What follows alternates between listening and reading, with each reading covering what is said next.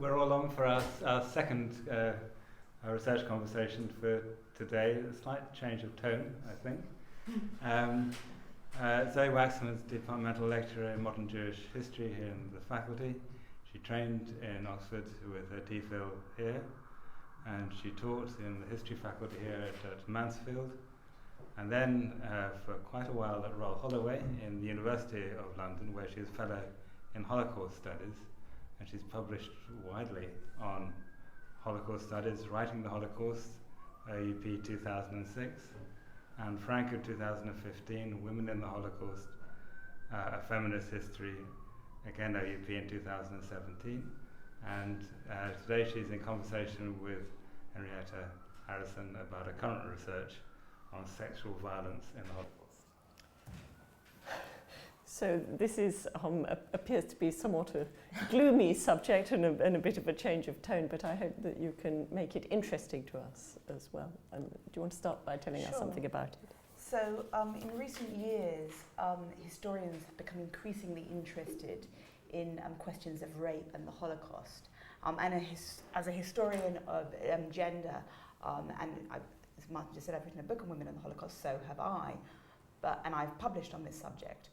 But I've increasingly begun to question my own research topic, which is not necessarily helpful to my publishing record, but I think is necessary.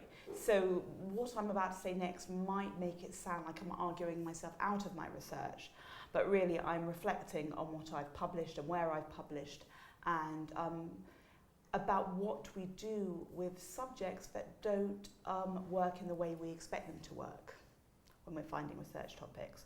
So what I'm interested in, the question which I'm interested in, is whether rape forms a part of the history of the Holocaust and how it might do so. And this is difficult because we know that unlike, say, Rwanda and Bosnia and other more recent genocides, rape was not part of the genocidal strategy of the Holocaust. And despite now 3 generations of scholars, it remains the case that rape in the Holocaust is both hard to find and hard to define. So what I mostly want to think about is that I think we have to be very careful of reading rape back into the Holocaust as though all genocides are the same. And I think there has been an increasing temptation to do this. In the Holocaust, this is very important, rape was not absent, but neither was it endemic, and it was much less an instrument of genocide. And also, particularly in the case of the Holocaust, uncovering rape and sexual violence, of course, so many years after the event, presents particular methodological challenges and ethical challenges to the historian. So I'm not arguing that rape didn't take place, but it took place mostly on the periphery of a Nazi genocide. It took place in the satellite countries of Lithuania, Poland, etc., etc. So there are very few testimonies, for example, of rape by Jewish women by German guards in the concentration camps, for example. And this is what historians have been trying to find.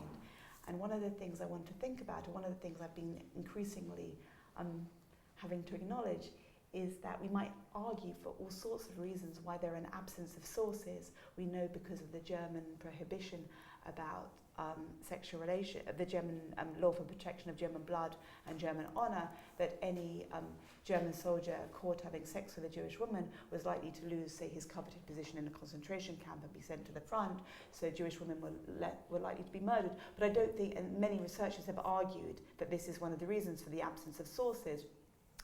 But I think one of the reasons for the absence of sources might be that they're the absence of these incidents. So the evidence of my absence might be pointing to something more than that. So whilst historians have to be very good at reading silences and gaps in the historical record, they also have to be, I think, aware that gaps and silences might exist for perfectly good reasons. and we have to be very careful, and myself as a self-proclaimed feminist historian has to be careful of not trying to find subjects which I find interesting but might not necessarily be pertinent to the historical subject I'm researching. So I think I'll stop there. That's a fascinating. I hadn't realised that we were going to launch into a historiographical debate, but this is in fact a historiographical debate. Yes. So I guess the rest of us may not be quite as clear as to what the motivation of people looking for these for these particular incidents is. So for many years, it was argued that historians of the Holocaust, because they were so focused on the genocide, were reluctant to look at differences between Jews. So they were reluctant to acknowledge gender.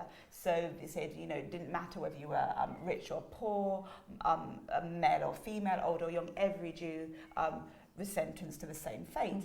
And increasingly, historians have said, yes, that might be the ultimate case, but there were differences along that way to that fate. And actually, so there's been a long-held reluctance for many reasons, and I don't want to get sidetracked into this, of why historians have been reluctant to look at the specificity of women's Holocaust experiences. They've argued that, you know, it's sort of privileging one gender over the other. I don't think it is. I think that we're increasingly aware of how, in fact, it's not just gender, but geography, economic and social class, religiosity, all these things affect our being in the world, and these are in a way magnified in the case of genocide. We can see that even at the time of the Holocaust, in the ghetto projects, there were many archival projects which took place in the ghettos while the events were unfolding. Historians, such as Emanuel Ringelblum in the Warsaw Ghetto, commissioned a female journalist to look at the very particular experiences of women during the Holocaust. He was able to predict that historians of the future, he said, will be interested in what women particularly experienced. And I suppose having won now the hard-fought battle of, you know, why it is important to look at gender, and by this, of course, not just femininity, but masculinity as well, historians have been looking at different aspects of the gendered experience, and one of these things includes rape and sexual abuse.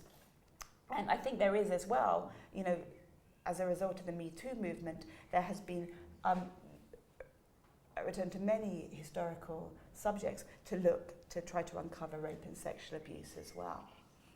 And so can you tell us, obviously you must have been part of this history. Yes. It was rather interesting to hear someone discussing a history of which they're part. You must have been part of this history. When you did look at gender in the Holocaust, what did you uncover? Well, I uncovered that gender was in many ways more important, it sounds a truism, than one had thought, because the thing about under extreme conditions, gender becomes both more and less important. The way that people, both men and women, they both have to expand their gendered roles, and they both stopped, and they become more gendered at the same time. And what was particularly interesting to me in the aftermath of the Holocaust, in the displaced persons camps, people were busy trying with the, you know, cliches such as the, you know, huge marriage boom and the baby boom. People were trying to resurrect the gendered lives they lived before the war, which was. So I think gender becomes extremely important, and for the Nazis as well. You know, they sought to control women's reproductive faculties. But they rape, and this is the important thing, wasn't part of a genocidal strategy. Sorry. Do you want? Oh, you look like you have a burning question. Oh no, feel free. Well, do people, in the women in the Holocaust idea, do you look at it in terms of the process? So this is in the sense about the definition of Holocaust. So clearly there are different experiences. Up to what point? So up to the point of when you're in the gas chamber, no? Yes. So there was well, the fact that when on arrival at the concentration camps, men and women were separated, and that death camp, not the concentration camp. Yes, death camps, yes. And some of the concentration camps as well. Men and women were separated. Most of the ghettos were predominantly female, because in the very early days of the German invasion, it was assumed only men were in danger. So men were encouraged to flee, leaving women at home to look after children and elderly people as well. Families didn't necessarily have enough resources. Also, it was assumed wrongly that the Germans wouldn't hurt women and children, and people found it very difficult to give up on these notions of a civilized society. So there were many female-headed households in the ghettos. Also, because men were the first to be persecuted and targeted, particularly religious men, because they were both seen as they were both the most obvious carriers of Judaism, and they were also seen as potential political opponents. They were the first to be persecuted and murdered. They were picked up in the early roundups. So men stopped going out during daylight hours. So women were forced to take on increasing employment outside the home. So from the very early days right up to the end, gender mattered. Sorry, I'm going all over the place. At the death camps, children under the age of 14 were immediately sent to their deaths, and that meant that women with children under the age of 14 were sent to their deaths as well. So gender really did matter. We know that in many of the women's camps, conditions were substantially worse than they were in the men's camps, because women were considered to be less capable of hard labour. So where is the link then? I mean, I completely agree. Yes. Then you're saying that there isn't necessarily a concept link between rape and the genocide and death. Because we can't find the evidence, which is true. Well, there are. There was later. I mean, if you look at even during the war, if you look at the Soviets, there's a lot of work about how the Soviets were massive. Absolutely. And in the case of the rape of Jewish women during the Holocaust, there are sources. Interestingly, in very early testimony, there tends to be more references to the rape of Jewish women. So in the early archival projects, many are carried out in the displaced persons camps, people were freer talking about subjects that get strained out of later testimony. So in the very early days, people were more willing to reference a rape. It was often through the lens of a third person. They'd talk about a sister, friend. They observed a rape. Pretty girls were taken after being raped. They very rarely talked about it in the first person, but it was there. And then, as we go into the 1950s and later, and you begin to get this concept of a Holocaust survivor who's there to speak the truth and to testify to this unique event, certain subjects are strained out. And they become very difficult to talk about. And some researchers have said one of the reasons that we don't talk about rape during the Holocaust is because of the concept of shame. I find that slightly dubious, because if you look at other genocides, if you look at Rwanda, if you look at Bosnia, where shame also operates, women have talked about it. So I think one can overstate these cultural taboos. So there was rape and sexual abuse in the camps, but it wasn't orchestrated, it was ad hoc. And you would expect to find it there because the sense of entitlement and necessary to rape was sort of encouraged, was cultivated. And also in increasing years, rightly, I think, historians, including myself, who've been reading testimonies for quite a few years, have looked at, say, the initiation into the camps, where women were shaved, where they were forced to parade naked in front of men, where they were jeered at, where they were given where they were called horrible names. We're beginning to acknowledge that as a process of sexual assault, of sexual humiliation. But it still doesn't equate to making rape part of, or sexual assault part of a genocidal strategy of the Holocaust. And in a sense, if you make everything part of that, then you're not understanding what makes a particular genocide distinct to other genocides. Can you explain a little why these subjects get strained out? Because that would seem to be crucial to the argument you're making at the moment. Well, it is. I mean, I think from, if you look at testimony, say, for example, from the 1970s onwards, they begin to talk about female-centered experiences much more than in earlier decades.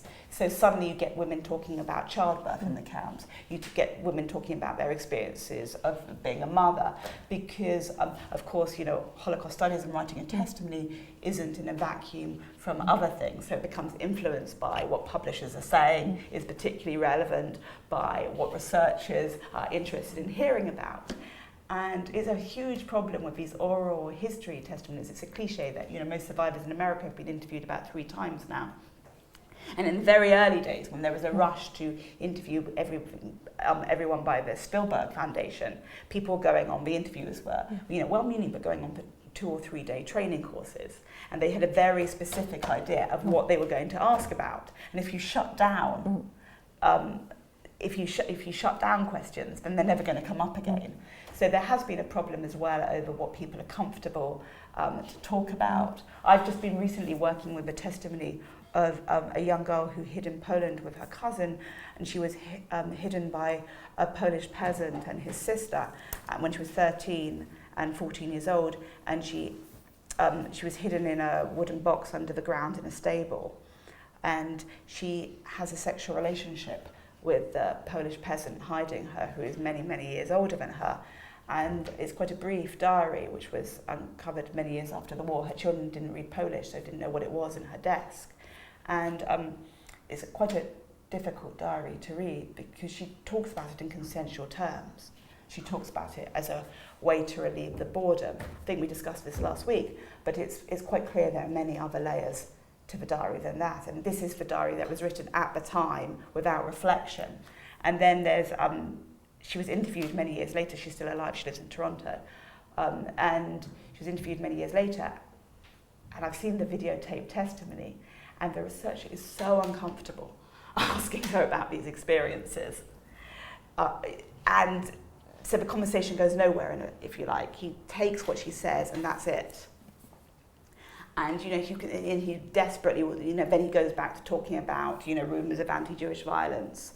So her relationship and what happened is never really explored, and it's difficult to know how to contextualise it.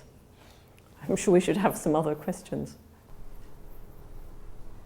It sounds like, if I'm understanding your argument correctly, that part of what's at stake in trying to find evidence of rape as part of a structure of genocide is that it allows for this sort of comparative genocide studies. And so it's very inconvenient if it's not there. And is that, and so I guess one of the things is sort of in your work, how do you deal with kind of, where does comparative genocide studies fit in, and what are the particular complications of also with the desire to see the Holocaust as a unique genocidal structure? That's a very good question, because, you know, if you're a historian interested in sexual violence and genocide, how does the Holocaust fit into that? But it also, I think, returns one to other genocides as well. You know, survivors of Yugoslavia, for example, have complained about researchers only asking about their experiences of rape and sexual violence. And they say, you know, how do you make these experiences not stand outside of history, but become one of many experiences that people live through and survive? That's not in any way diminishing that particular experience, but saying, you know, women have said, for example, they don't just want to talk about it, they want to talk about their loss of their partners, challenges of child rearing, poverty, hunger, in fact, all these different things. So I think it's, one, a problem of comparative genocide, but two, a problem of sexual violence becoming, in a way, a self-contained subject. I provided a chapter to one of the earliest collections of a book looking at sexual violence and the Holocaust. And it was the idea of bringing together a group of scholars and everyone was writing essays from particular, but there's very little context in the whole book. And increasingly when I return to this, I become quite uncomfortable, because it was very much about finding this subject and putting it in and making it a subject without making it a subject which is part of another subject. But we do that all the time. Exactly. Not just with rape. Exactly. Exactly. Mm. What we decontextualize everything? No, we look for things that we're interested in history. Yes. I mean, grain prices, for example. You know, maybe they didn't discuss that. You know, I mean, to think of something very banal, but history is an endless process of looking at things we're interested in the past. Yes. Yeah, but you can't totalize it. I mean, you can't. That's not Is that a criticism or just an observation? I mean, we can't do everything. And in things like this, people often attack you where you haven't, people say, well, you didn't discuss this as well. You can't. No. I mean, that's not a reason not to do it. Were you making a distinction between things that happen and things that happen as part of a plan? Yes. And is that your distinction between different genocides? No, it's yes and no. So yes, I think rape wasn't part of a genocidal strategy of the Holocaust. We know that. We're pretty much in agreement. Whether it makes a difference to the individual woman who's being raped, that's another story. So there's the experience and the genocidal strategy. There's also, one can get, people are constantly citing the German law for protection of German blood and German honour, then saying so the German soldiers didn't have sex with Jewish women, which we know is nonsense because, it's impossible to know how strictly German soldiers adhered to this regulation, and we knew we know that people don't behave in those ways, and we also know that in the German satellite countries where German soldiers were less under centralised control, they were more likely to behave in these ways. And if these experiences are widespread enough, does it become part of a genocidal strategy? And also we know that it was part of a genocidal strategy to dehumanize the victim, to humiliate, to dehumanize, to break up communities. But at the same time, there just isn't the evidence of rape on this grand scale. But in your comparison, is there a strategy? I mean, how much do you have to study Rwanda? Well, we know, for example, that, I mean, it's a cliche, but I think it's, and I'm not an expert in Rwanda, but nearly every female survivor of a genocide is also a survivor of sexual violence, in some form.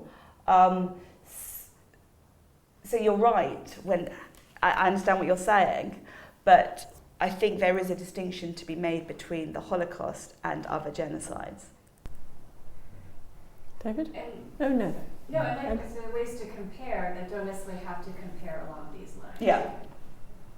I was wondering how much your research has been able to move beyond, say, specifically Jewish women. Yeah. How difficult it must be so difficult, kind of having that limitation. Or Yes. that being your area of expertise. Yes, you're right. So obviously it wasn't just Jewish women, and particularly women who survived the war in hiding, whether they were Jewish or not, were much more at risk from sexual violence. And there are many more testimonies that detail sexual violence of women who survived in hiding in various forms. And the women themselves often have a problem of, particularly if they were non-Jewish, of what was trouble of concepts such as the Holocaust. How does their individual experience relate to the concept of the Holocaust and this, and what happened to the Jews and what happened to the other victim groups? And this is part of the problem. How do individual experiences relate to historical events? And part of what I think research has to do, and what I wanted my research to do, is mess up what we think we already know about the Holocaust. Because if we go in with an understanding of what constitutes a Holocaust experience, then we don't problematize it. So if you say rape isn't part of the Holocaust, maybe it is. And I think, what we have to do is start to bring the footnotes back into the main narrative and the things and the experiences that don't make sense.